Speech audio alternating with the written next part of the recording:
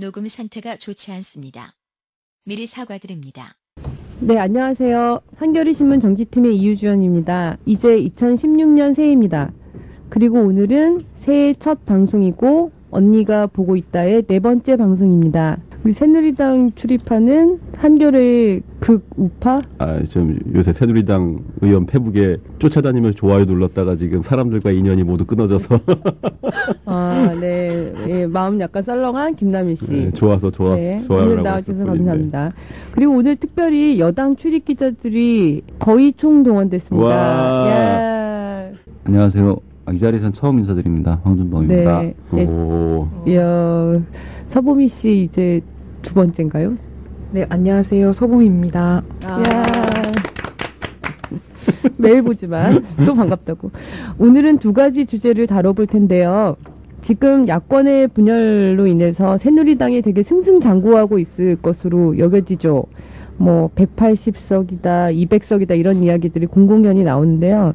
그렇지만 새누리당 내부에도 아픔은 있다고 합니다. 진실한 친박, 진박들이 은근히 속을 썩인다고 하던데요. 기존 진박들도 그래서 다시 재배치해야 된다 이런 말이 나오고 있습니다. 진박 시즌2라고 해도 될까요? 그리고 두 번째는 반기문은 왜 그래인데요. 병신년 첫날 박근혜 대통령에게 선물을 하나 안겨드렸죠. 왜 그랬을까? 그걸 좀 짚어보겠습니다.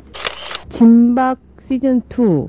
진박이란 뭔가? 진박이란 진실한 친박 이런 뜻이죠? 네, 그렇죠? 그렇게 언론에서 쓰고 있죠. 네. 사실 근데 저는 이 진박 되게 제일 웃긴 것 같아요. 가장 후진 정치 세력인 것 같아요. 지금 진박 시즌2가 되려면 진박 시즌1이 있었겠죠. 1차 친박이 누군가요? 일진.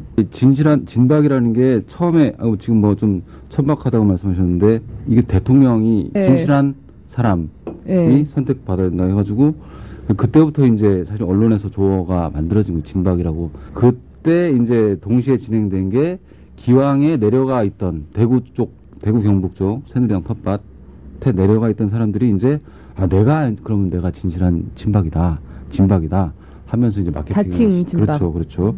그리고 또 이제 제3자가 붙여주기도 하고 너는 진실한 박이냐 아니면 뭐 가짜 박이냐 뭐 이렇게 하기도 했는데 당시에 간별사도 있잖아요. 간별사. 그렇죠. 간별사는 좀 뭐 뒤에 나온 얘기긴 한데 일단 당시에 이제 먼저 가서 자리를 펴고 준비하고 있던 사람들이 1차 진박이라고 볼 수 있을 텐데 전광삼 춘추관장했던 전 서울신문 기자이기도 하고 네. 이분이 있었고 윤두현 전 홍보수석 네. 이분도 내려가 있었고 곽상도 전 민정수석도 내려가서 준비를 하고 있었고 또 이제 김종필 전 대통령 법무비서관 이분도 가 있었죠. 그래서 이분들을 주로 이제 처음엔 진박이냐 뭐 이렇게 언론에서 다뤄졌죠. 네.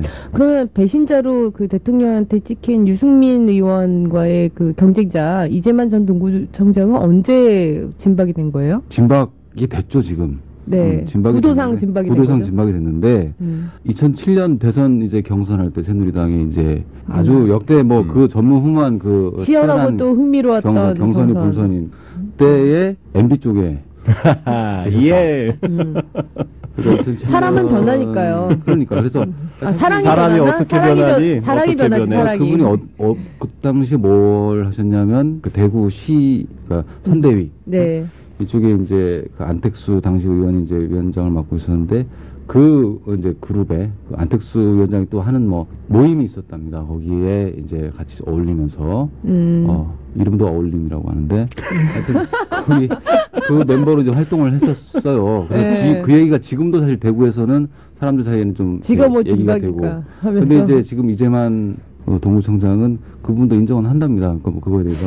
그런데 그 당시에 그랬지만 진박이 됐는데 전향을 세게 한 거네요. 이유는 딱 그거예요. 유승민 의원과 사이가 아주 세게 멀어졌다. 이게 어떻게 보면 진박과 가박을 가르는 가장 전국적으로 가장 그 핵심 축이 됐죠. 누가 뭐래도 진박입니다. 진박은 기본적으로 구도군요. 그러니까. 그렇죠. 그러니까 대통령은 우리가 머릿속을 어떻게 알겠어요. 심장을 어떻게 까보겠습니까. 그러니까 대통령은 처음에 뭐 들어갈 때와 나올 때가 같은 사람이 진실한 사람이다 했는데 사실 그 사람이 그런 사람이 이렇게 별로 없죠. 들어갈 때 친이 나올 때 그러면 2007년 그 치열할 때 진실한 기운이 와야 되는 거 아닐까요? 사람을 만났으면 기운을 직접 느꼈을 할지 모르겠어요. 대면 보고 하여튼 잘 안 하니까 또 그렇죠. 그것도 모르겠네요. 그렇게까지도 안 될 것 같은데 하여튼 구도상 그렇게 돼 있었어요 지금. 진박이 처음엔 잘 나갈 것 같았어요. 작년 을미년 말까지만 해도. 근데 그렇지 않은가 봐요, 상황이. 여론조사를 많이 하잖아요. 병신년 그 맞아가지고. 여론자객 그때 김남희 씨가 썼었잖아요, 그죠? 예, 여론자객. 예. 여론이 처음에는 굉장히 주도하는 그런 여론을 주도하는 상황 또 아니었어요? 말씀드렸었지만 이제 유승민 의원하고 친한 주변 의원들을 대상으로 고기만 콕콕 집어서 이제 대구 지역 언론이 이제 유력 일간지가 여론조사 업체를 통해서 매주 한 명씩 이제 조사를 벌였었는데요. 그때만 해도 굉장히 진박을 자처하는 사람들이 높게 나오거나 뭐 이런 상황이었어요. 근데 뭐 약간 여론조사 방법상의 기법상의 문제점이 있고 표본이나 이런 것들이 좀 문제가 있는 여론조사인 게 있었는데 어쨌든 지역에서는 한번 그런 조사 결과들이 나오기 시작하면은 이제 흐름이라는 게 있지 않겠습니까? 어쨌든 선거라는 것은 저의 기사 때문인지 그 뒤로 여론조사가 더 이상 진행되지 않고 있다라는. 이렇게 한겨레 신문 기사가 이렇게 대구에까지 영향을 미치는 이거 정말 놀랍지 않습니까, 지금? 한겨레에서 대구가 몇 분나 지금 읽히는지는 뭐 영업 비밀이니까 밝힐 수는 없고요. 인터넷이 있잖아요, 인터넷. 여론 자객이 활동했음에도 불구하고 진박들은 이제 힘이 빠지고 있는 거죠. 그게 왜 그럴까요? 달라진 게 뭐냐면 지역 언론에서 주로 여론조사가 이루어졌단 말이에요. 지역 네. 언론에서. 근데 폄하하는 건 아니지만 약간 샘플링에 그 전국적인 그 여론조사 기관하고는 다른 측면도 있을 거고. 그리고 질문도 했는데 좀 특이할 수 그렇죠. 있고. 예. 그런데 이제 새해를 맞아서 중앙 언론들도 이제 유승민 이재만 지역구다, 뭐 아니면 뭐 그 또 관심되는 지역들을 여론조사를 함께 이제 실시를 하고 매일신문 이런 데도 기관도 바꾸고 다른 데랑 또 분석하면서 여론이 많이 나와요. 일간지라 그랬는데 그걸 또 많이 나오다 찍어서. 보니까 수치가 여전히 잘 안 뜬다. 이게 이제 더 보이는 거죠. 지금 이제 액션에 들어가야겠다 해서 진박들이 다른 이제 작업을 좀 하고 있는 거죠. 지역 언론사에서 했던 여론조사 문항 중에 좀 기가 막힌 문항들도 있었어요. 그러니까 이 정종섭 전 행자부 장관 같은 경우는 현 행자부 장관인데서 아직도 현인가? 그 사람 왜 근데 아직 이상하더라. 나간다는데 나간 아직도 것 같은데 아직도 있어. 왜? 계속 남아 있더라고. 뭐예요 도대체? 어쨌든 정종섭 장관 같은 경우는 그 언론사에서 여론조사 문항이 왜 이 양반이 대구에 출마하려고 하냐고 보느냐. 1번 맞습니다. 의원 누군가가 못해서. 2번 박근혜 대통령의 국정을 잘 수행하기 위하여. 잘 수행하기 위하여. 3번 잘 모르겠어. 이런 식이에요. 그래서 결과가 사람들이 보면 이제 박근혜 박 사람이라고 대통령 하는 이렇게 거. 그쪽이 많이 나오잖아요. 그때 제목이 그걸로 뽑히는 거죠. 지역 유권자들 박심편 현역 의원 잘 못해. 이런 식으로 제목이 뽑히고 이런 상황이니까 지금 말한 것처럼 이른바 공신력 있는 여론조사 기관들이 표본도 굉장히 넓고요. 많고 이렇게 해서 했을 때 나오는 것과는 좀 편차가 좀 크게 나고 있는 상황 이런 게 반영되지 않았을까 싶네요. 진박 재배치론의 그 대표적인 케이스가 추경호 국무조정실장이라고 지금 얘기들 되고 있는데 왜 추경호 국무조정실장이 주목을 받는 건가요? 대구에 초선 의원이 7명이 있어요. 네. 대구 전체 의석이 12석이고 모두 물론 새누리당이 차지하고 있고 그중에 초선 의원 7명인데 대체로 7명 모두가 유승민 의원하고 가깝다라고 알려져 있고 친박들은 그렇게 분류를 하고 있고 친박들이 볼 때는 이 중에서도 순위가 있는 거예요. 눈에 같이 순서가 있어요. 그래서 유승민 의원과 아주 가깝게 했던 사람일수록 순위가 높은 거죠. 빨리 좀 이렇게 정리 좀 해줬으면 하는 게. 그래서 안타깝지만 실명을 검증해서 안타깝지만 김희국 의원이나 안타깝다. 권은희 의원이나 이런 분들은 네네. 제가 보기엔 굉장히 의정활동 열심히 하시는 분인데 친박의 눈에 많이 났고 눈 밖에 나왔고 지역에서도 여론조사가 이렇게 압도적으로 이렇게 나오지는 않는 것 같아요. 그래서 그런 명분을 끼워서 주로 이제 그쪽들을 공략을 하는 거죠. 이종진 달성에 이종진 추경호 실장이 의원도 간다는 것 마찬가지예요. 그래서 몇 거기도 번째를 원래는 친한 거예요, 이종진 의원은? 거기는 한 3, 4일 진실한 사람들한테 진실한 사이에. 사람들한테 얘기 들으면 하여튼 탑 그 절반 이상 진실한 사람들이 이미 친소 관계를 다 파악하고 거기 리스트를 작성했군요. 그러고 있더라고요. 그때 그런데 한번 이종진 의원을 만나서 들은 적이 있는데요.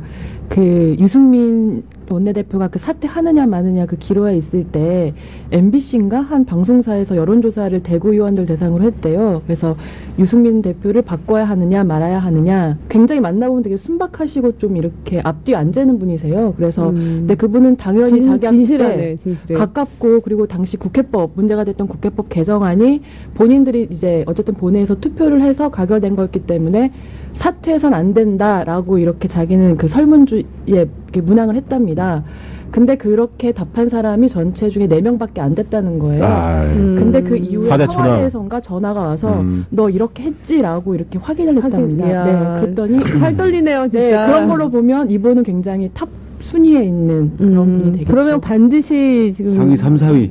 네, 네. 3, 4위. 3, 4위에서 지금 그러니까 반드시 나가셔야 하는 분으로 지금 찍혀 있는 거고. 그렇죠. 그러면 이제 경쟁력이 누가 있을까? 그래서 이제 그걸 곽상도 하는 거죠. 전 민정수석이 특명받은 곽상도 해가지고 그래서 계속 더 출마 선언을 하고 이제 주어가 없어 언제나 그렇지. 띄워봤는데 누가 투명을 줬느냐. 투명을 줬는지에 대해서 잘 뭐 이렇게 호응이 없는 거죠 지역에서. 그러던 차에 이제 이번에 달성이 고향인 추경호 국무조정실장이 투입된 거죠. 결심을 했고 아마 제가 알고 다음 주 14일이 이제 공직사퇴 시한인데 아마 월화요일쯤에 뭐 정리가 할 것 같아요. 달성이 부친의 고향이라는 거 아닌가요? 본인 고향도 거기 달성인가요? 추경호가? 부친이 있었어도 하여튼 그 고향으로 치니까 고등학교는 개성고등학교를 나왔고 근데 대구는 사실은 뭐 이렇게 그 안에서 뭐 달성이다 뭐 달서다 따지기보다는 어차피 대구 하나로 통하는 거니까 역시.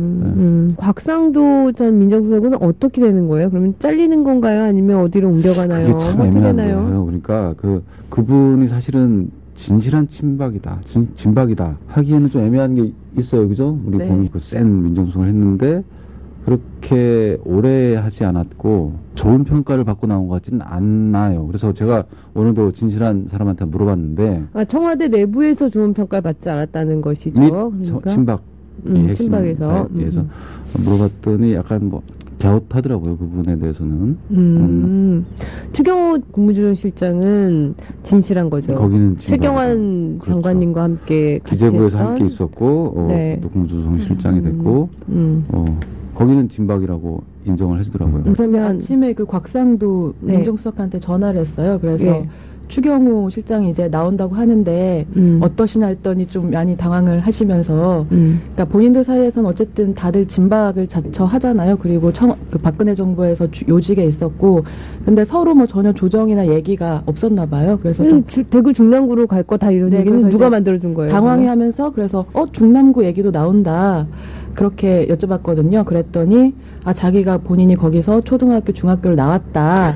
그러면서 언론이 그러면은 지금 네. 공천을 하는 거군요. 그러니까. 네, 그러면서 이제 자기는 아직까지는 달성을 떠나는 건 상상해 본 적도 없지만 네. 만약 당이 총선 승리를 위해서 자기 보고 중남구로 가라고 하면 당의 결정에 따를 수밖에 없지 않겠느냐 이런 취지로 말씀을 하시더라고요. 그래서 어쨌든 그 안에서 본인도 움직일 생각은 여전히 하고. 중남부 아까 하긴 할 말했던 건데. 네. 김욱 의원 지역구. 아까 그 말씀하셨던 김희구 그 의원은 중남구가 몇 위예요? 아까 우리 친소위. 단장님께서 네. 1위로 꼽으셨기 때문에 네. 1위로 지금 네. 말려서. 안타깝지만 저는 김희구 의원 좋아해서 개인적으로 좋아해서 네. 안타깝지만 하여튼 현실은 그렇게 지금 진행되고 있어요. 그러면 이제 추경호 실장을 그 필두로 하여 앞으로 그러면 2차 진박들이 지금 다시 투입될 이진. 일진에 이어 그치? 이진. 이진이 지금 이제 그쵸. 제가 자꾸 발음을 잘못하는데 2차 진박이 지금 그러면 투입될 예정일까요? 찾고 있는 것 같아요. 그러니까 아까 말한 대구 북갑 권은희 의원 있는 지역 이런 데도 사실은 기존의 후보들이 많이 권은희 의원은 몇 위? 탑3 안에 든다는 점 대신하겠습니다. 그런데 거기도 각자 뛰는 분이 있어요. 그러니까 예전에 이명규 전 의원, 물론 거기는 친이계였지만, 그리고 대구 부시장했던 정태옥 전 부시장도 있고 한데 찾고 있는 것 같습니다. 최재경 전 인천지검장 이런 분들도 어딘가에 배치하려고 좀 거론이 되고 있거든요. 숨은 진박들이 곳곳에 있기 때문에 그렇죠. 이제 진박들이 이렇게 싹 드러나는 이제 그런 양상들이. 그럼 최진실이 2명이 되는 진박들이. 건데. 최경환. 그래서 이제 그런 식으로 최재경. 그러니까 다음 주 14일이 공직사퇴 시한이니까 그 전까지 사퇴를 누가 하는가를 보면 우리가 지금 얘기되고 있지 않은 사람이 또 튀어나올 수도 있는 거고. 90일이죠. 그러니까. 그 윤상직 장관 이런 분들은 뭐 부산 그 산자부 장관은 부산 쪽에 생각을 하고 있다고 하고 청와대에서도 이제 누가 막판까지 나올 수도 있다. 아직 관측이 완전히 끊이지 않고 있는데 현기환 정무수석이나 부산 사하에서 의원을 했었죠. 안종범 경제수석 전 비례대표 의원을 했었고 또 신동철 정무비서관 이런 분들이 출마 뜻이 있는 분인데 혹시나 다음 주 이내에도 나올지도 모른다는 관측이 나오는데 제가 볼 때는 뭐 가능성 좀 낮아 보입니다. 저도 그러네요. 진박 재배치 있어서 그 숨은 손이 최경환이다, 최경환 부총리다 이런 얘기들이 있는데 그게 맞나요? 최 부총리는 그 마찬가지로 다음 주에 돌아올 텐데 당으로 돌아오나 뭐 안 돌아오나 사실은 뭐 할 건 다 하고 있죠. 다 친박계든 뭐 비박계든 다 공이 이제 최경환 부총리가 다 큰 그림 다 그리고 있다. 특히 이 대구 경북 쪽에 대해서는 직접 챙기고 있는 걸로 이렇게 알려져 있죠. 그게 정설이죠. 예. 그래서 예를 들면 아까 말한 뭐 추경호 국무조정실장도 최 부총리 정도의 뭔가 좀 언지를 받았으니까 결심하지 않았겠느냐가 유력한 해설이고 그렇습니다. 예. 전체 TK의 공천과 관련하여 그 구도를 짜고 그렇죠. 그리고 사람들을 장기판의 말처럼 움직일 수 있는 그런 네. 사람으로 네. 이제 최경환 TK 사령탑, 공천 사령탑. TK뿐만 아니라 사실은 전체 그 앞으로 이제 김무성 당대표와 최경환 이 돌아오면 전 비대부총리가 되는 거죠. 네. 그분과 채널이 돼서 공천을 하게 될 겁니다. 그 혀짧은 소리를 들으면은 과연 저분이 그 전체를 지휘할 수 있는가는 심히 얼굴이 의심스러운데 어떨 땐 보면 되게 빨갛게 들면서 이렇게 흥분하시면은 볼이 양쪽에 홍조가 네. 깊게 들어가면서 그분은 어쨌거나 되게 능력면에서도 인정받고 하는 분인 게 왜냐면 MB 때 주식경제부장관 박근혜 몫으로 장관을 했단 말이에요. 그렇죠. 다 허용되고 축복받는 상황에서 박근혜 그렇죠. 대통령, 박근혜 의원으로부터. 그리고 지난 대선에서도 뭐 가장 큰 역할을 했고 경제부총리까지 하고. 다음번에 한번 이 최경환 선생님을 한번 좀 이렇게 집중적으로 한번 들여다보면 재밌을 것 같아요. 정작 대구는 이런 걸 받아들이느냐, 이렇게 자기들이 나름대로 진박이라고 주장하고 가서 이기겠다 지겠다 뭐 청와대에서 내려 꽂았느니 안 꽂았느니 이렇게 하는데 대구는 이런 걸 받아들일까요? 그 며칠 전에 대구에 계신 그 지역 정가에 좀 밝다고 하는 분들하고 좀 통화를 해봤는데요. 그 여론조사에서 지금 다 이렇게 진박분들이 고전하는 걸로 나오잖아요. 근데 그런 게 약간 그 지역분들의 그 입을 통해서도 좀 확인이 되더라고요. 처음에는 좀 이렇게 기대감이 없지 않아 있었답니다. 그래서 어떤 분들이 오나 이렇게 좀 보고 있었는데 유권자들이 청와대 참모 비서관이나 아니면 수석 비서관이나 그 장관은 했지만 이렇게 딱히 그 유권자들이 봤을 때 뭐 유승민 뭐 원내대표나 전 원내대표나 이런 분들을 뛰어넘는 그런 매력적인 분들이 그렇게 보이지가 않았나 봐요. 아유 또 온다는 사람들이 또 저런 사람들이구나 이렇게 해서 좀 우리 약간, 졸로 보나. 약간 자존심이 상해하는 것도 있었고 그리고 젊은 사람들 위주로는 이제 박 대통령이 찍어야 하느냐 그런 또 여론도 있다고 하고요. 그 약간 오피니언 리더 같은 분들 사이에서는 12명 중에 7명이 지금 초선이라고 했잖아요. 그래서 리더들도 많이 키우고 이렇게 선수를 쌓아줘야 이렇게 중앙 정치 무대에서 목소리를 낼 수도 있는데 우리가 그때 너무 많이 바꿔서 좀 문제가 있다 이런 또 인식들을 하고 있답니다. 그래서 현역들을 대거 물갈이하는 것 그리고 거기 채워지는 사람들이 다 그냥 박근혜 정부에서 어떤 한 자리 했다는 이유만으로 그렇게 채워지는 거에 대해서 그렇게 여론이 좋지 않아서 좀 이렇게 바뀌고 있다. 호의적이지만은 않다. 이렇게 말씀드리고 그러니까 지난번에 이재만 전 동구청장 출마 선언을 할 때 이제 그때 우르르 몰려갔던 홍문종, 조원진, 이장우 신박분들 가서 뭐 이렇게 내가 가는 곳이 진박이다 하고 뭐 이재만 후보가 진실한 사람이다 했던 것이 굉장히 역풍을 불러오고 있다. 이게 실제로 지역 민들 얘기고 오만해 보인다. 네, 지역 언론, 그 지역 매체 대구에서 매일신문이 이제 그 지역에서 가장 유력지인데 보면 굉장히 비판적인 그 기사와 사설 뭐 일면으로 계속해서 뭐 일면 머리 기사로 우리가 뭐 꽂아 넣으면 되는 곳이냐 뭐 이런 식으로 굉장히 격하게 드러내더라고요. 제가 오늘 그 매일신문 기사 보니까 제목이 이제 추경호 실장이 이제 대체 투입되고 뭐 재배치가 이루어진다 이 상황에 대한 기사인데 뭐냐면 또 마구잡이 차출 교체에 마음 상하는 대구 이게 큰 제목으로 딱 달려 있더라고요.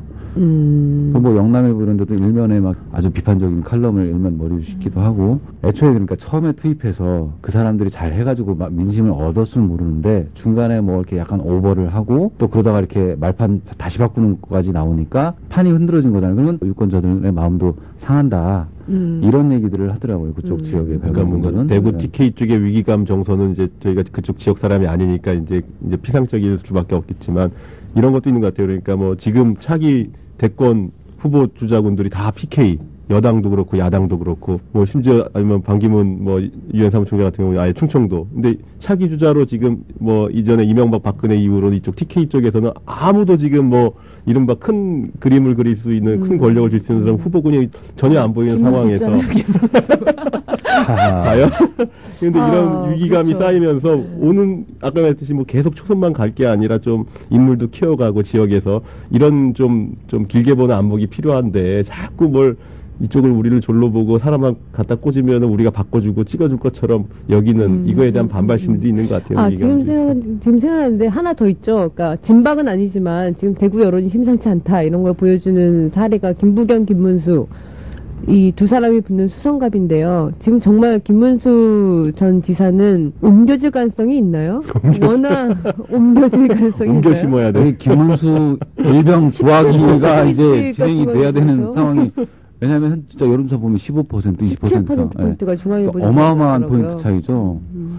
개인적으로 전망을 하고 하면 그냥 그대로 갈 것 같아요. 그리고 총선 결과도 뭐 지금처럼 이렇게 그건 아니지 않을까. 결국엔 뭐 저 친박도 그거를 김문수 지사를 빼가지고 어디로 그렇게 실행하기는 좀 쉽지 않을 걸로 봐요. 그 여론조사 격차가 큰 거에 대해서 20대에서 김부겸에 대해서 호감도가 많이 나왔는데 가중치를 많이 줬다. 왜냐하면 샘플이 적었으니까 뭐 그런 거여서 그렇게 걱정할 건 없다. 그리고 여의도 연구원에서 조사하는 거 보면은 비슷하게 나온다.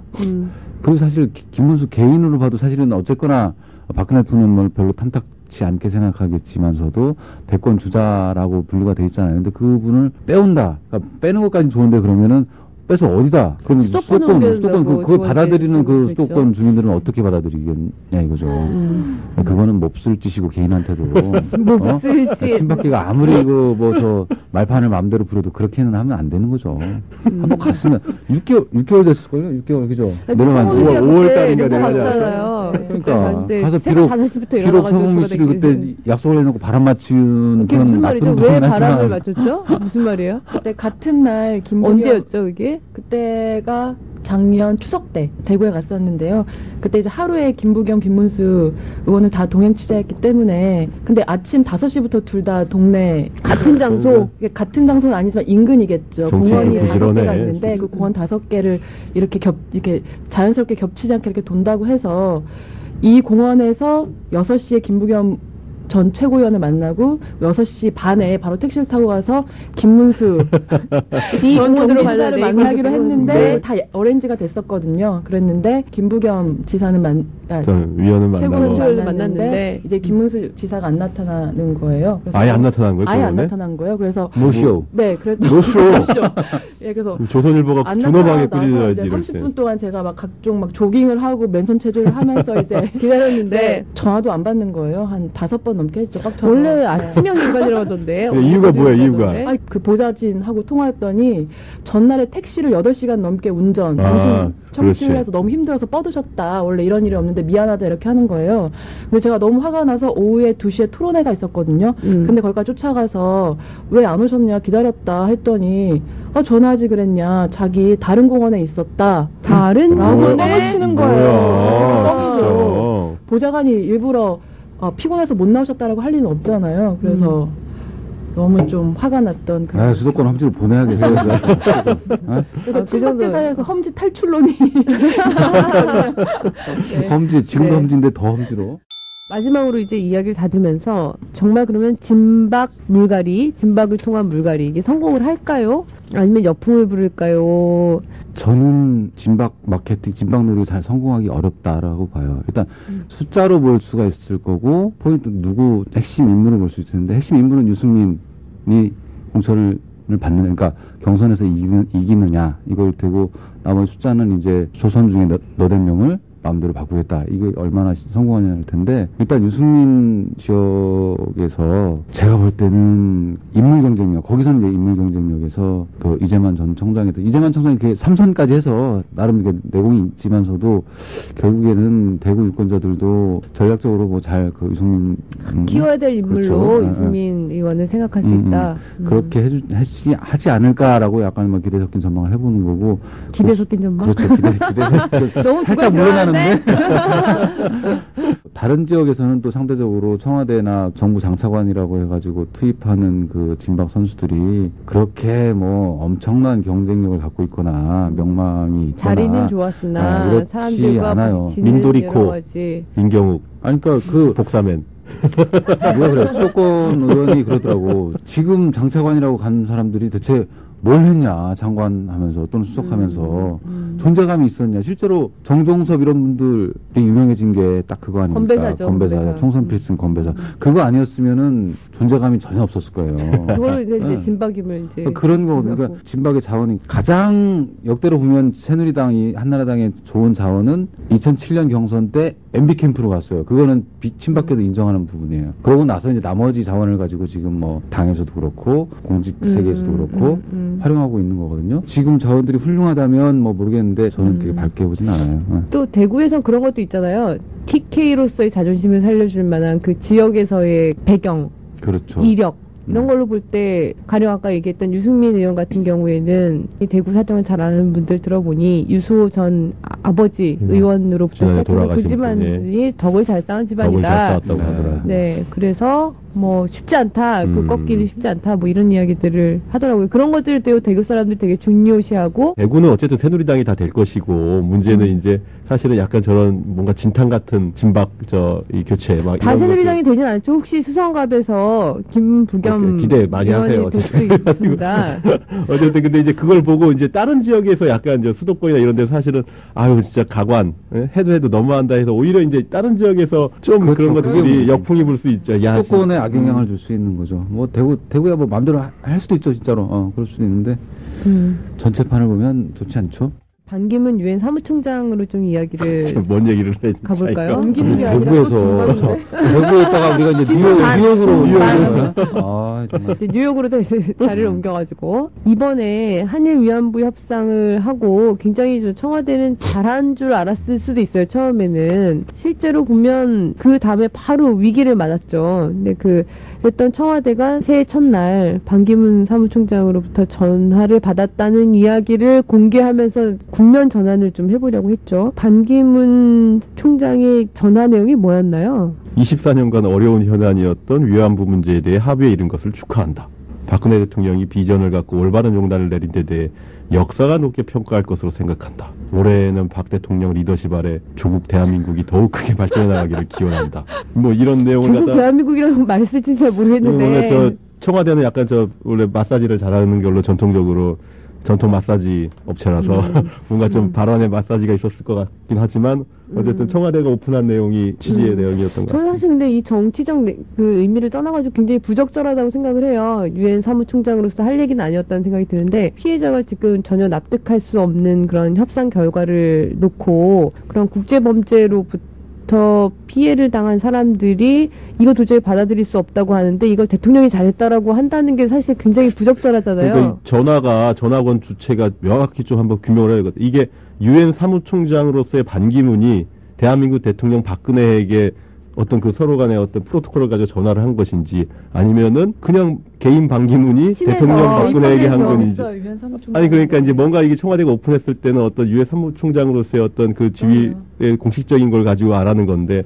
사실 이게 지금 당장 뭐 굉장히 국내 정치 현안은 굉장히 민감한 내용이고 국제적으로도 뭐 한미일 중국까지 얽혀 있는 이런 문제인데 유엔 사무총장의 어떤 지위를 여전히 갖고 계신 분이 좀 뭔가 사심을 드러내는 전화를 했고 또 청와대 역시 뭔가 의도를 가지고 이걸 좀 공개를 갖다 세게 하지 않았나 하는. 누구 사심이 더 센지는 잘 모르겠는데요. 여하튼 좀 사심이 있었다고 판단을 해볼 수 있을 것 같습니다. 근데 사실 본인도 알 거 아니에요. 이 전화 내용에 대해서 부인을 하거나 뭐 그러진 않았잖아요. 뭐 비공개로 부인을 했거나 항의를 했을지는 모르겠어요. 이재호 그거는. 새누리당 최고위원이 그 입 다물라 한마디 하셨죠. 입 닫고 있어요. 근데 입 닫고 있어요. 근데 본인도 알 텐데 왜 그랬을까요? 대권에 정말 관심이 있어서 그런 걸까요? 반 총장은 이제까지 한 번도 뭐 대권에 관심 있다고 표명한 건 없지만 관심이 없다고 뭐 대선에 출마하지 않겠다라고 말을 갖다 명확하게 한 적도 한 번도 없거든요. 이게 충청도 이게 어법인가요? 아무것도 얘기하지 않으면서 왜 누군가를 쳐다보면서 그 말씀을 하세요?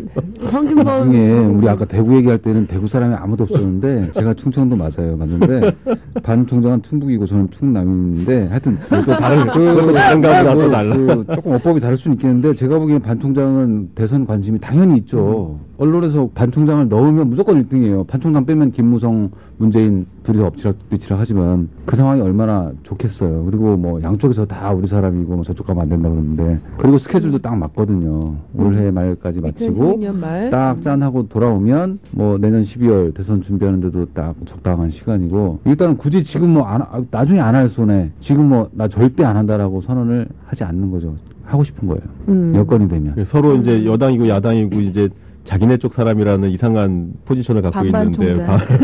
반반 총장. 그러니까 2014년 11월 반반 달인가 총장 아닌 것 같아요. 확실한 4분의 3 이상 진박? 넘어갔어요. 양념. 진반으로 지금. 헐. 2014년 11월에 그때 권노갑 저 새정치민주연합 지금 사라진 당의 그 상임 고문인가 그분이 자기가 뭐 저기 자기 출판 기념회에서 뭐 반기문 저 사무총장 쪽 사람이 뭐 6개월 전쯤에 찾아와서 이쪽 야당 쪽 대선 후보로 나가고 싶다라는 뜻을 전해왔다고 해서 한번 난리가 난 적이 있었죠. 침바르기. 그렇죠. 예. 그랬더니 이제 이후에 또 그때 반 총장 쪽에서도 공식적으로 자료를 내서 전혀 그런 거 없다 뭐 했는데 그때조차도 나 대선 출마 안 한단 말은 절대로 또 안 하고 뭐 이래서 이제 반반 여당 반 야당 반.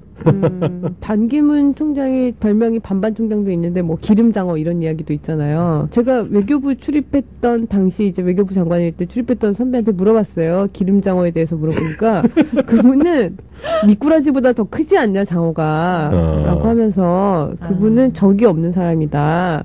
그리고 당시 반기문 총장이 외교부 장관이 됐을 때는 굉장히 외교부와 청와대의 사이가 별로 좋지 않았었는데 청와대 참모들과의 사이가 근데 그걸 굉장히 잘 해결했고 그리고 그 관계를 잘 풀었고 어느 합리적인 판단을 가지면서 했다.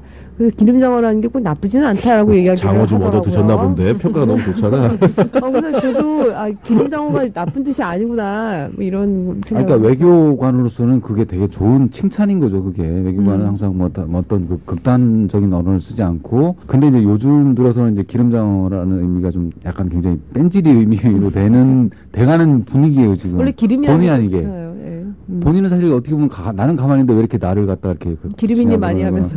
그러냐고 할 수 있는데 이제 야당 쪽은 당연히 참여정부 시절 외교통상부 장관 하다가 유엔 사무총장 이제 그게 사실은 뭐 미국이나 중국 이런 유엔 쪽에 가장 지분 큰 나라들이 동의가 없으면 안 되는 부분이었고 그렇죠. 뭐 이제 예. 이런 대체는 어쨌든 참여정부로서 분명히 우리가 유엔 사무총장 만든 사람인데 지금 이제 하는 행태를 보면은 발언이나 전체적인 이제 흐름을 보면은 확실히 돌아섰구나. 그래서 참여정부 쪽 관련됐던 사람은 참여정부가 수많은 인사 참사를 냈지만 최악의 지금 인사 참사가 반이를 이런 말씀하신 분도 있더라고요. 그래서 근데 아까 기름장어 얘기하셨는데 그게 아까 장점이라고 말씀하셨잖아요. 근데 그 모 새누리당 의원은 그게 굉장히 정치인으로서 성장하는데 뭐 그 44년생이라 더 이상 성장할 곳이 있을지 모르겠지만 정치인으로 백세 인생 살기 오래 대선 대통령이 되긴 어려울 것이다라고 단언을 하시더라고요. 그러니까 정치인 같은 경우에는 본인만의 언어로 명확한 메시지를 줘야 하고 그리고 자신의 이제 언어로 어떤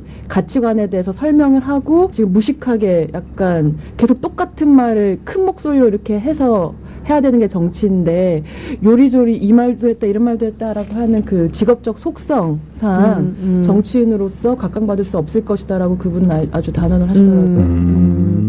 어떤 의원을 만났을 때 반기문 총장이 대권으로 가느냐 안 가느냐를 보자. 그거는 북한을 가느냐 안 가느냐에 따라 달려있다. 평양을 방문함으로써 한반도 평화의 물꼬를 세게 틀 때 이거는 또 반기문 총장이 앞으로 대권 주자로서의 자기의 그 위상을 확실히 할 수 있는 기반이 되는 게 아니냐라는 얘기를 했는데 제가 그 얘기를 들은 게 한 1년 반 정도 되거든요. 근데 진짜 지난해 방북설이 그렇죠. 흘러나왔고 그리고 본인이 여기 대해서 되게 적극적인가 봐요. 12월에 무슨 마지막 기자들과 지적이죠. 통화할 때도 네.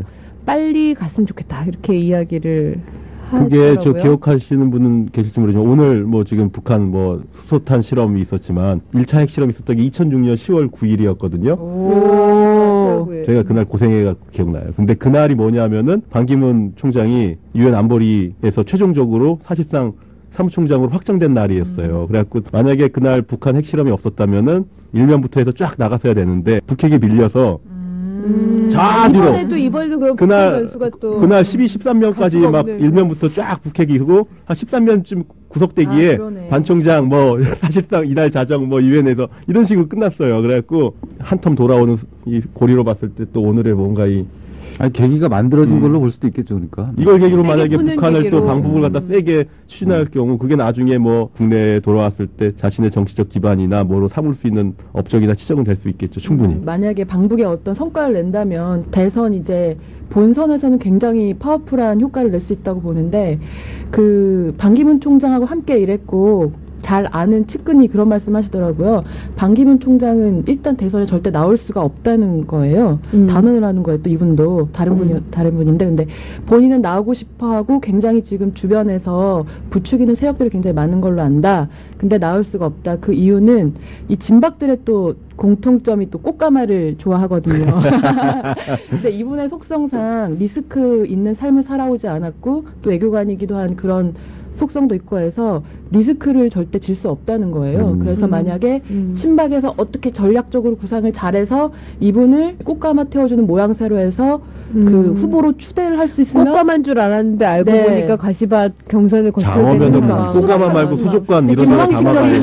점인데 망가진 그분의 또 사례가 있기 때문에 그분도 그 사례를 들었어요. 네. 오세훈, 김문수 또 등등의 지금까지 때를 기다려던 많은 주자들이 있는데 왜 김무성은 얘기하네. 아 김무성 있구나. 우리 당대표는 우리 수령님 아무튼 그래서 이분들이 절대 양보할 리가 없다. 이분들이 친박계도 아니고 정리도 안 되고 각계 전투를 할 텐데 이런 거를 감안했을 때 반기문은 절대 나올 수가 없다. 고로 대통령도 될 수 없다라고 그러니까 이분은 하시는 기자의 개인 입장은 만약에 이분이 대선 후보로 나온다고 쳐봐요. 그러면 우리 검증해야 되잖아요. 네. 뉴욕 가야 돼. 반기문 정부인데 모든 게 다 반정부야. 그러면 반기문 총장과 함께 늘 따라다니는 거는 개헌이잖아요. 이분이 그렇죠. 이원진 개헌을 정부에. 떼고 반기문 대통령을 얘기할 상상하기가 수가 없는 거죠. 없죠. 그러니까 외치는 반기문이, 내치는 친박이, 친박 총리. 진박 총리 이렇게 하는 게 가장 박근혜 대통령이 생각하는 이상적인 구도다. 개헌 저지선이 뚫릴 경우에 물론 국민투표가 있겠지만 그럴 경우에 어떻게 되느냐라고 하는 저는 솔직히 반기문 유엔 사무총장이 이 판에 뛰어든다는 게 현실화된다는 거를 이렇게 깊이 고민해보지는 않았어요. 만약에 이원 집정부제든 뭐 분권형 뭐 대통령제든 이런 게 전제되지 않으면 논의하는 게 의미가 없는 거죠. 그게 된다면 뭐 외치 총리, 그러니까 외치 대통령 괜찮을 것 같긴 해요. 다만 이제 변수는 뭐 너무 연로하시겠죠. 그때 되면은. 그때 그러니까 내년 되면은 우리나라 만으로 73이 되고 취임하면 만으로 74이 되고. 그러니까 70대 중반 이제 100세 시대를 그런 맞으면서. 건데 깊이 다뤄야 될 주제는 아닌 것 같다는 생각이 또 지금 이런 막 생각이 들어요. 있어요. 얘기를 하면서도 이 개헌이라고 하는 건 반기문형 맞춤형으로 이혼 집정제를 얘기하는 거지. 그렇죠. 우리가 먼저 그 체제를 좋아해서 그렇죠. 선호해서 하는 게 아니라 반기문 대통령이라고 하려면 그렇게 개헌이 되면 되겠다라고 하는 거라서 반기문이 뭘 대통령이 될 수 있다라고 얘기하는 사람이 진짜로 우리 서부미 씨 한 대로 공개적으로 얘기한 건 홍문종 의원이에요. 네. 그 속내를 한번 제가 추정을 해보면 왜 반기문이냐. 컨트롤이 쉬운 분이에요. 바지 사장. 자, 대통령과 총리로 양분돼 있을 때 실제로 그러니까 그 대통령은 이제 지금 구상하는 게 직선제 대통령이고 물론 그래서 총리는 그 의회에서 다수당이 먹는 이런 총리가 될 텐데 실세가 누구겠어요? 실세는 당연히 총리예요, 총리지. 총리. 그리고 이때 대통령이 정말로 국민적인 어떤 다른 저 사람이 정말 우리의 지도자하고 정말 정치를 잘할 거고 우리를 잘 뭐 먹여 살려줄 거다라고 생각이 드는 사람이라면 이 총리하고 굉장히 대립 관계가 될 거고 삐그덕거리고 국정이 아마 좀 그거 바람직하지 않은 국정이 될 거예요. 그래서 이 사람들이 친박들이 생각하는 건 당연히 대통령은 뭐 그냥 진짜 대외적인 얼굴 마담이에요. 그래서 그런 차원에서 반기문을 떠올려서 말을 포장해서 거기다 이제 그러면서 이제 이원 집정부제 개헌을 얘기하는 거고. 그 말에 또 홍문종 결국 아저씨 왕따당하고. 총리는 총리는 이제 뭐 친박이 하든 뭐 하여튼 뭐 야당이 잘 돼가지고 야당에서 나오든 그렇게 해서 이제 권력을 자기들이 유지해가는. 반기문 이런 총재님 거. 이거 들으셔야 되는데. 충청도 핫바지론 같은데 아까 바지 그러니까 사장 절대로 아주 위험해요, 여든 지금. 야든 그거 아니에요. 왜 반기문을 절로 가라고 안 해요? 이리 오라고 그래. 왜? 일단 저 국민들이 지지를 하고 있어요. 그 사람을 일단 우리 집안에 들여놓고 일단 못 나가게 관리하면서. 해놓고 하는 게 좋은 거거든요. 대통령 후보로 못 내보내더라도 반 총장이 제발 좀 이것 좀 듣고 안 나오셨으면 좋겠어요. 꼭 들으세요. 네. 그래서 저 새누리당에 진짜 보면은 저 대선 후보 지지율이 진짜 안 나오긴 해요. 반기문 만약에 빼고 한다면은 김무성 대표도 사실은 뭐 10% 왔다 갔다 아니, 지지부진하고. 그러니까 박근혜 대통령이 지지율 막 고공행진, 그러니까 후보 시절에 이럴 때 그때 반기문 얘기가 나오냐고요. 안 나오지. 강자가 없으니까 뭐 되게 싫어하는 것 특히 같아요. 이제 친박 아니 반기문이가. 되게 더구나 친박에서는 주자가 없는 거예요. 친박 확실한 건 김무성도 못마땅하고 김문수도 싫고 남경필 원희룡도 싫은 거예요. 근데 뭐 어떻게 하면 사실, 좋을까? 어떻게 저는 하면 그래서 좋을까? 저 개헌한 다음에 박통위 다시 한번 할 거라고 저는 생각하고 있어요. 다시 한번 깊게 논의해 보거나 아니면 무시해야 될지. 진지하게 한번 생각해 보자고 이제 와서 진지하게. 저 솔직해집시다 좀 제발. 언제 한번 개헌 특집으로 해보시죠. 이재호. 네, 그럼 오늘 나름대로 저는 유익한 시간이었네요. 네. 아 힘들어 죽겠어요. 저도 네. 갈 길이 먼데 사실은. 그러면 오늘 이렇게 두 가지 주제로 이야기를 나눠봤습니다. 오늘 수고해주신 김남일